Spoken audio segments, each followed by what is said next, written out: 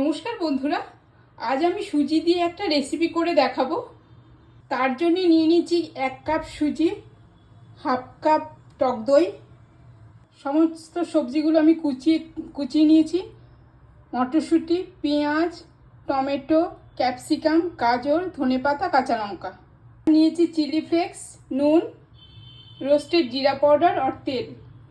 একটা mixing bowl নিয়েছি, তার মধ্যে সুজিটা দিয়ে দিচ্ছি, হাফ কাপ টক দই, একটু জল মাখিয়ে রেখে দেবো 5 মিনিট। 5 মিনিট হয়ে গেছে। এবার আমি কেটে রাখা সব সবজিগুলো দিয়ে দেবো। দেবো অল্প চিলি ফ্লেক্স, দেবো রোস্টেড জিরা পাউডার, দেবো পরিমাণ মতো নুন। ভালো করে মেখে নেব।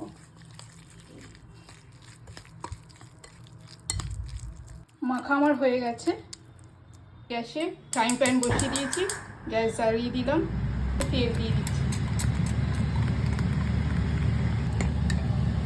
এবারে একটা একটা করে ভেজে নেব। পাশ হয়ে গেছে, আমি উল্টে দেবো।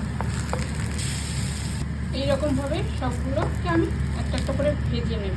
আমি নামিয়ে নিচ্ছি।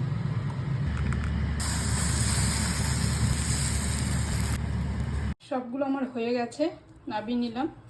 এই সুন্দর রেসিপিটা যদি আপনাদের ভালো লেগে থাকে তাহলে অবশ্যই লাইক করবেন, কমেন্ট করবেন এবং সাবস্ক্রাইব করে দেবেন। নমস্কার।